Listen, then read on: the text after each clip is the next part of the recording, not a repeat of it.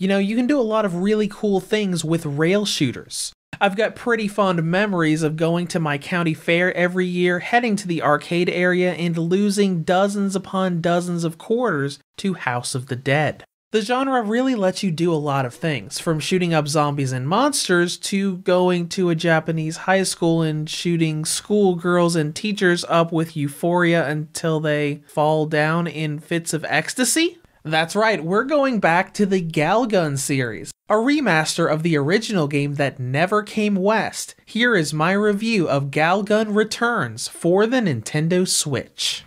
The story of the original Galgun has you in the role of Tenzo, a student at a Japanese school. You're a very unpopular guy, and for that reason, a trainee Cupid angel has chosen you to be shot by Cupid's arrow, something that will help you gain popularity with the ladies. Unfortunately, being a klutzy trainee, she ends up activating the rapid fire mode on her bow, shooting you with over a dozen arrows, leading Tenzo to a very tricky situation. With so many Cupid arrows, he is overwhelmingly attractive to all women around him, but has to find love that day or he will never find it for the rest of his life. Tenzo spends the rest of the game choosing one of his female friends to fall in love with, trying to align himself with her as best as he can, while fighting off waves of love-struck schoolgirls and teachers with a special gun known as the pheromone shot. We don't have as much deep lore here as what we get in Double Peace or Galgun 2, but the story is filled to the brim with comedy. From the actions of the girls during story mode, to Tenzo constantly yelling and berating the poor Cupid that put him into this situation, I ended up laughing for pretty much the entire game.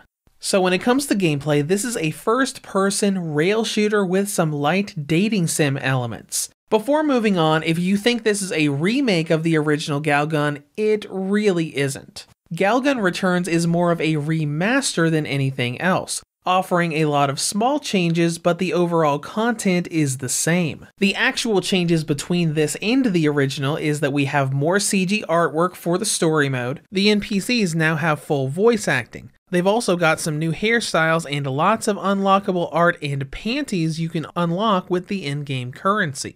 And finally, most of the costume DLC is already built in. There is also one thing missing. It's not really a big deal, but the panic button from the original game is not in Returns. You know, that little feature that allowed you to hit a button when someone walked in on you while playing the game, and the 3D fanservice-y shooter would turn into a little Super Nintendo game. It's also worth noting that this isn't gonna be just like Galgun 2 was. This is much more arcadey. There's no hub area that you go back to between the stages. You go into story mode, play through all of the stages, and once you get your ending, you're kicked back to the main menu, allowing you to play it again or go into the other modes, Doki Doki Carnival that continues the story, along with Score Attack that you can go through previously cleared routes for fun. When you begin story mode, you answer some questions at the get-go to give yourself some starting stats in academics, athletics, lewdness, etc., as well as choosing which girl's route you want to go for. Each of these 4 heroines prefer certain traits, so it's important to set up your stats properly, otherwise you're going to be spending a lot of time trying to get your dialogue choices just right to get those stats and her good ending.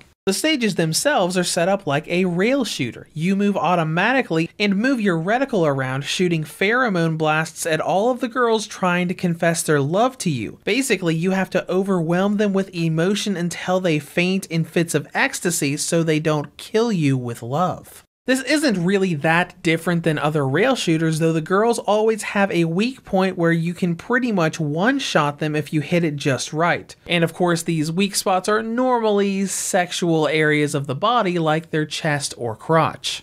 Not only does this keep you alive, but it builds up energy so you can use what the game calls Doki Doki mode. This takes you and the girl you're aiming at into a bit of a different space where you slowly zoom in and hit parts of her body while she tries to cover it up.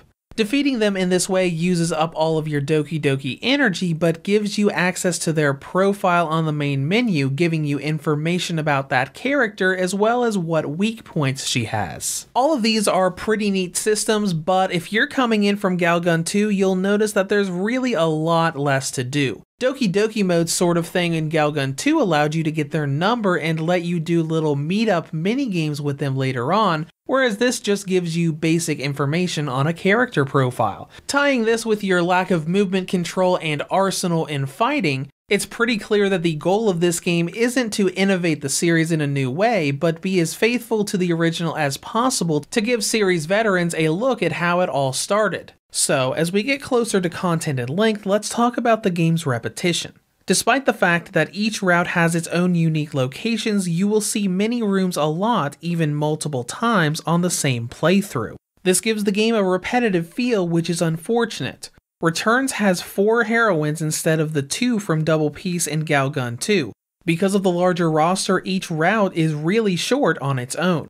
A single run through each one will only take you about an hour and a half to 2 hours, and that really only goes up to 3 hours if you count the Doki Doki Carnival post-game. To be able to justify the $50 price tag, you're really meant to go through this game at least 4 times. Moving on to presentation, it looks visually decent. There's not as much depth on the character models when compared to Galgun 2, but it doesn't look bad outside of a little jagginess in handheld mode.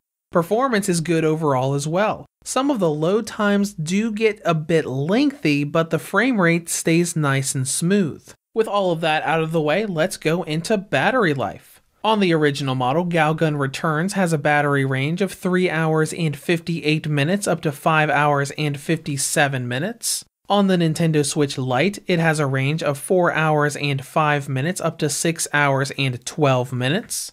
And on the Redbox or V2 2019 model, it has a range of 6 hours and 21 minutes up to 9 hours and 23 minutes. In conclusion, Galgun Returns is a faithful remaster of the original PS3 and 360 game that never made it to the West.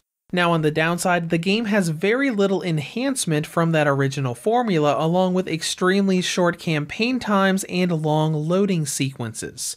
It's a fun rail shooter, but is geared more towards fans of the series wanting to see how it all started, or newcomers that haven't seen everything Galgun 2 did to enhance and expand the formula with features this remaster lacks. Reviews to go rates Galgun Returns for the Nintendo Switch a 7.5 out of 10. If you have any comments or questions, feel free to leave them below. Thank you for watching and have a great day.